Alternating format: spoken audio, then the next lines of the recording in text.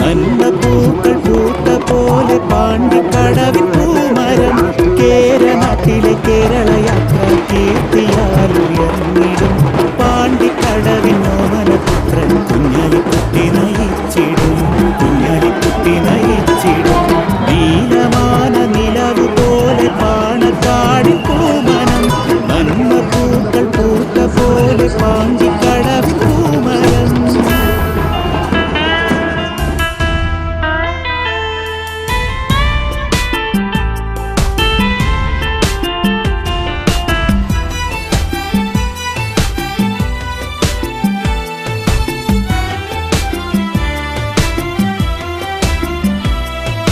സഹനമില്ലാ കാലം തന്നിൽ സാഹോദര്യത്തിൻ മന്ത്രവുമായി ഹരിതക്കൊടി വാനിലുയർത്തി മുത്ത് തങ്ങളെ പടയണി.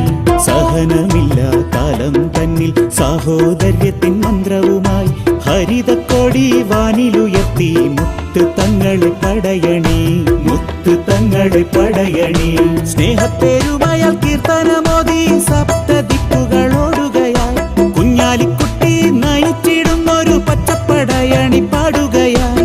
സമന്വയത്തിൻ സമത്വമേകി സൗഹാർദ്ദത്തിൽ കഴിയുക നാം സമന്വയത്തിൻ സമത്വമേകി സൗഹാർദ്ദത്തിൽ കഴിയുക നാം. നീലമാന നിലവ് പോലെ പാണക്കാടിൻ പൂമനം നന്മ പൂക്കൾ പൂത്ത പോലെ പാണ്ടിക്കടവിൻ പൂമരം.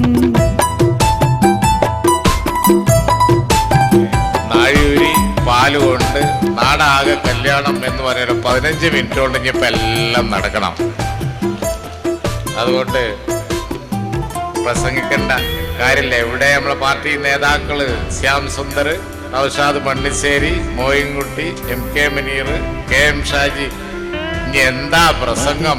എന്ത് പറഞ്ഞാലും അവർ പറഞ്ഞതേ ആവുള്ളൂ. അതുകൊണ്ട് അവർ പറയാൻ സാധ്യതയില്ലാത്ത വല്ലതുണ്ടോ എന്നാണ് ഇപ്പൊ ഞാൻ ആലോചിക്കുന്നത്. അത് കഴിഞ്ഞിപ്പോ മജീദും അതുപോലെ തന്നെ ഇബ്രാഹിം കുഞ്ഞും ഒക്കെ ഇവിടെ സംസാരിച്ചു. ഞങ്ങൾ വളരെയധികം ഒരു കേസ് സ്റ്റഡിക്ക് ഞങ്ങൾ റിസർച്ച് ചെയ്യണം എന്ന് വിചാരിക്കുക. എന്താണ് നിങ്ങളുടെ ഈ ഇളക്കത്തിന്റെ കാരണം എന്നുള്ളത് ഒന്ന് പഠിക്കണം എന്ന് ഞങ്ങൾ വിചാരിക്കുന്നു. കാരണം യുവാക്കളൊക്കെ വല്ലാതെ ക്ഷോഭിച്ച് അതുപോലെ തന്നെ വലിയ ആവേശത്തോടു കൂടി രണ്ടും കൽപ്പിച്ച് വരാൻ പോകുന്ന യുദ്ധം അത് അസംബ്ലി തെരഞ്ഞെടുപ്പാണെങ്കിൽ അത് അല്ലെങ്കിൽ അത് ജയിച്ചടക്കിയിട്ടല്ലാതെ ഞങ്ങൾ അടങ്ങുന്ന പ്രശ്നമില്ല എന്നുള്ള ആ ഒരു നിശ്ചയദാർഢ്യം നിങ്ങളുടെയൊക്കെ മുഖത്ത് പ്രകടമാണ്. ഭരണത്തിലാണ് നമ്മൾ ഇപ്പോ പ്രതിപക്ഷത്തിൽ ഇരുന്ന് 4-5 കൊല്ലം കഴിഞ്ഞ് ഭരിക്കുന്ന ഗവൺമെന്റിനെ ഇറക്കാൻ അതിനുവേണ്ടി ജാഥ നടത്തുകയല്ല നമ്മള്.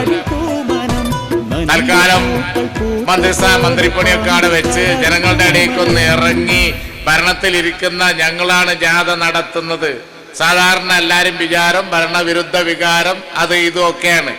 അതല്ല, ഭരണ തുടർ വികാരമാണ് ഈ ജനങ്ങളുടെ മുഖത്ത് മുഴുവനുള്ളത് എന്ന് പറഞ്ഞാൽ അപ്പം ഉള്ളത് തന്നെ മതി. വരുന്ന് ചില ആളുകൾ പറഞ്ഞുകൊണ്ട് നടക്കണ അത് ഈ ബൈക്ക് വരേ ചെയ്യരുത്, ഇടത് ഭരണം വരരുത് എന്നാണ് ആ ചിന്ത. അതിന് പല കാരണങ്ങളുണ്ട്, ഞാൻ അതിലേക്കൊന്നും കിടക്കുന്നില്ല. ആ ചിന്ത വരാൻ പല കാരണങ്ങളുണ്ട്. ഒന്ന് ഏറ്റവും പ്രധാനം എന്ന് പറഞ്ഞാൽ മോഡിയാണ് അവിടെ അധികാരത്തിലിരിക്കുന്നത്. മോഡി അവിടെ അധികാരത്തിലിരിക്കുന്നു, സംഘ് പരിവാർ അവിടെ ഉണ്ട്. ഇടതുകാരെന്ത് പറഞ്ഞാലും ശരി, അത് പിടിച്ചിറക്കാനുള്ള കെൽപ്പ് അവർക്ക് ഇല്ല എന്നുള്ളത് നാട്ടുകാർക്ക് അറിയാം, എല്ലാവർക്കും അറിയാം. അവർ ബടായി പറയാണ്. അതല്ലാതെ ഈ കേരളത്തിൽ മാത്രം അതും അല്പാൽപമുള്ള ഒരു പാർട്ടിക്ക് ദേശീയ തലത്തിൽ ഒന്നും ചെയ്യാൻ കഴിയില്ല. അപ്പൊ അതുകൊണ്ട് അവരെന്ത് പറഞ്ഞാലും അതൊരു ബടായി പറയലാവുള്ളൂ. ആ മോഡി അവിടുന്ന് തിരിച്ചിറക്കണം എന്നുണ്ടെങ്കിൽ, UPA ഗവൺമെന്റ് പഴയ ഭരണം കൊണ്ടുവരണം എന്നുണ്ടെങ്കിൽ ഇന്ത്യൻ നാഷണൽ കോൺഗ്രസും അതിന്റെ കൂടെ കൂടിയിരിക്കുന്ന മുസ്ലിം ലീഗ് ഉൾപ്പെടെയുള്ള പാർട്ടികൾക്കും മാത്രമേ പറ്റുള്ളൂ. അത് നാട്ടുകാർക്ക് നന്നായിട്ട് അറിയാം. എത്ര മനോഹരമായി ഇനി പഞ്ചസാരയിൽ പൊതിഞ്ഞ് അവതരിപ്പിച്ചിട്ടും ഇടതുകാർ അവതരിപ്പിച്ചിട്ടും യാതൊരു കാര്യമില്ല. മാത്രമല്ല, ഇപ്പൊ ഈ അടുത്ത കാലത്ത് നടന്ന തെരഞ്ഞെടുപ്പ് ബീഹാറിൽ അവിടെ പോയി അവർ മത്സരിച്ചു. എന്നാ മത്സരിക്കാതിരിക്കണം? ഒറ്റക്ക് മത്സരിക്കാൻ പോണ്ട വല്ല കാര്യമുണ്ടോ? പാട്ട് അറിയാത്തവൻ പുതിയാപ്പിള പോകുമ്പോ കൂടെ പാടുന്നത് നമുക്ക് മനസ്സിലാക്കാം. ഓൻ ഒറ്റക്ക് പാടിയ ഓന്റെ സ്ഥിതി എന്താവും എന്നുള്ളത് നമുക്കറിഞ്ഞൂടെ. പുതിയാപ്പിള പോണ കൂട്ടത്തിൽ തരതരാന്ന് പറഞ്ഞ് പിന്നാലെ പോവാൻ അതെല്ലാവർക്കും കഴിയും. പക്ഷേ പാടാനറിയാത്ത ഒരാൾ ഒറ്റക്ക് പാടിയാൽ എന്താവും? ഇപ്പൊ മുനീറിന് പാടാ, അത് കേട്ടിട്ട് ഞാൻ പാടിയപ്പോ എങ്ങനെ ഉണ്ടാവും? അത് ശരിയാവോ? അത് ശരിയാവില്ല. എന്ന് പറഞ്ഞതുപോലെ ഇവർ ഒറ്റക്ക് പോയി നിന്നു ബീഹാറിൽ. ഒറ്റക്ക് നിന്നതിന്റെ ഫലം എന്തായി? തള്ളി വെളിച്ചത്തായി. കെട്ടിവെച്ച കാശ് എവിടെയിൽ 1000 തൈല ഓരോ സീറ്റില് വോട്ട്.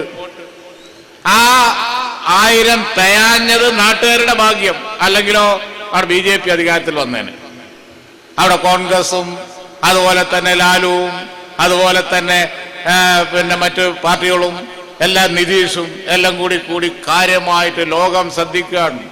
മോഡി വന്ന വരവെല്ലാവർക്കും അറിയാം. അതൊന്ന് വന്ന പോലെ പോകണം എന്ന് വിചാരിച്ച് നേർച്ചിന്നോട്ടിരിക്കുന്ന നാട്ടില് അതിനുള്ള ആദ്യത്തെ ചാൻസ് വന്നപ്പോ LDF-കാര് അവിടെ പോയി ഒറ്റക്ക് മത്സരിച്ചുള്ള വോട്ട് ഭിന്നിപ്പിക്കാൻ നോക്കി. അതാ ഞാൻ പറഞ്ഞതിന്റെ സാരം. ബംഗാളിലും സ്ഥിതി അത് തന്നെ, വേറുള്ളടത്തും സ്ഥിതി അത് തന്നെ. അപ്പോ ഒരു കൂട്ടായ്മ ഉണ്ടാക്കുന്ന കാര്യത്തിൽ അവരില്ല. ഇനി ഇവിടെ ഈ കേരളത്തിൽ ഇപ്പോ ഈ പഞ്ചായത്ത് തെരഞ്ഞെടുപ്പ് നടന്നു. മലപ്പുറം ജില്ലയിൽ അവർ ചെയ്തത് എന്താ? ന്യൂനപക്ഷ തീവ്രവാദ സംഘടനകളുമായിട്ട് കൂടി സാമ്പാർ വെച്ചു.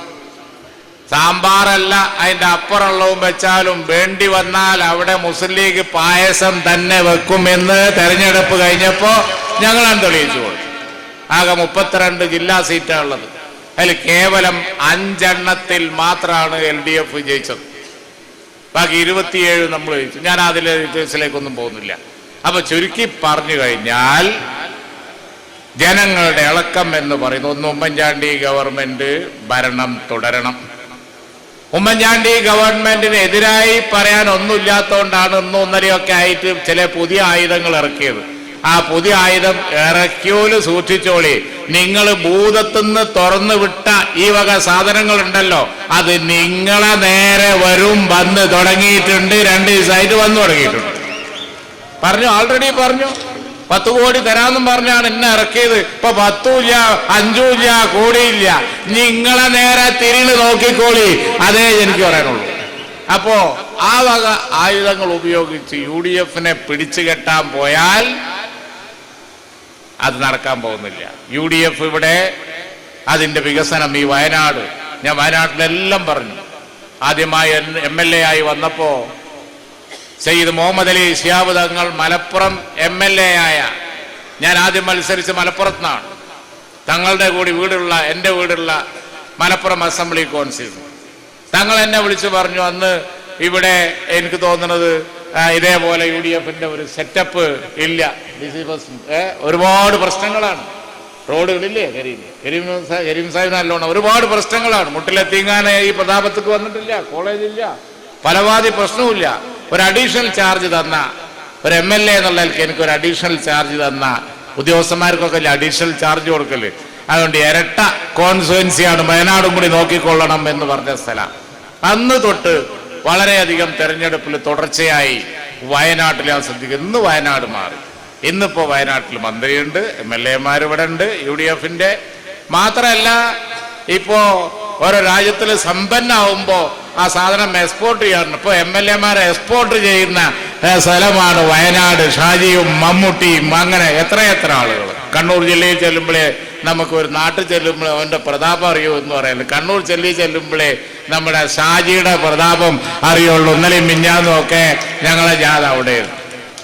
അതുപോലെയുള്ള ആളുകൾ. ഇപ്പൊ മമ്മൂട്ടി മലപ്പുറം ഈ പാർട്ടിയുടെ ഹൃദയ ഭാഗത്താണ് ജനപ്രതിനിധി. അപ്പൊ വയനാട് ഇന്ന് സമ്പന്നമാണ്. ഇതുപോലെ ആയിരുന്നില്ല, ഒന്നുമില്ലാത്തൊരു എല്ലാം UDF ഉണ്ടാക്കിയതാണ്. UDF-ആണ് ഈ ജില്ലയുടെ സർവ്വവിധ വളർച്ചയുടെ ഒപ്പം നിന്നത്. ഇപ്പൊ മുഖ്യമന്ത്രി ഇടക്കിടക്ക് വയനാട്ടിൽ വന്നു പോകുന്നുണ്ടല്ലോ. അതെന്തിനാ? ജനങ്ങളുടെ ഓരോരോ പ്രശ്നങ്ങൾക്കും ജനങ്ങളുടെ ഓരോരോ ആവശ്യങ്ങൾക്കും വേണ്ടിയാണ്. ഇവിടെ മൈതാനിയിൽ ഇറങ്ങി പെറ്റീഷൻ സ്വീകരിച്ച് അത് മുഴുവൻ നേരാക്കി കൊടുക്കുന്ന മുഖ്യമന്ത്രിയാണ് നമുക്കുള്ളത്. അത് തന്നെയാണ് ഈ വികാരം, അത് തന്നെയാണ് ഈ മുന്നേറ്റത്തിന് ഒക്കെ കാരണം. ആ മുഖ്യമന്ത്രിയെ പിടിച്ചു കെട്ടാൻ ഇപ്പൊ ഇറക്കിയതുപോലെയുള്ള ഓലപ്പാമ്പൊന്നും മതിയാവൂല, ചൂടിക്കയറൊന്നും മതിയാവൂല എന്ന് പറയാൻ അതും കൂടി ഞാൻ ഈ സന്ദർഭം ഉപയോഗിക്കുകയാണ്. അതുകൊണ്ട് UDF ഗവൺമെന്റ് വീണ്ടും വരണം എന്ന വികാരം ജനങ്ങൾക്കുണ്ട്, വയനാട്ടിൽ തീർച്ചയായിട്ടും ഉണ്ട്. അല്ലെങ്കിൽ പാതിരാക്ക് ഇത്രയധികം ജനങ്ങൾ, അതും ഭാവിയുടെ കുട്ടികൾ നോക്കൂ, അവർ തിളച്ചു നിൽക്കുന്നു, തിളച്ച വെള്ളം പോലെ യുവാക്കൾ ഇങ്ങനെ തിളച്ച് നിൽക്കുകയാണ്. അവരൊക്കെ നാളത്തെ കുട്ടികളാണ്. അവർക്കറിയാം ഡിജിറ്റൽ വേൾഡാണ് വരാൻ പോകുന്നത്. ഡിജിറ്റൽ വേൾഡ് എന്ന് പറയുന്ന ആ വരാൻ പോകുന്ന ലോകത്ത് കമ്പ്യൂട്ടർ എന്ന് പറഞ്ഞ സാധനം എന്താണ്, അത് അരച്ച് കലക്കി കുടിക്കാനുള്ളതാണോ എന്ന് ചോദിക്കുന്ന ഭരണാധികാരികൾ പറ്റൂല. അവിടെ ഡിജിറ്റൽ വേൾഡിലേക്ക് ഈ സംസ്ഥാനത്തെ നയിക്കാൻ പറ്റുന്ന ദിഷണാശാലികൾ തന്നെ, ഉമ്മൻചാണ്ടിയെ പോലുള്ള വിഷനുള്ള അതുപോലെയുള്ള കരുത്തരായ ആളുകൾ തന്നെ വേണം, ഗവൺമെന്റ് വേണം എന്നാണ് അവരുടെ വികാരം. നമ്മുടെ സ്മാർട്ട് സിറ്റി ഉദ്ഘാടനം ചെയ്യുന്ന പശ്ചാത്തലമൊക്കെ വെച്ച് ഞാൻ പറയാണ്. അപ്പോ ഈ ആവേശത്തിന്റെ ഒപ്പം ഞങ്ങളുണ്ട്, വയനാടിന്റെ ഒപ്പം ഞങ്ങളൊക്കെ എന്നുമുണ്ട്, നിങ്ങളുടെ പ്രശ്നങ്ങളിലൊക്കെ ഞങ്ങളൊക്കെ എന്നുമുണ്ട്.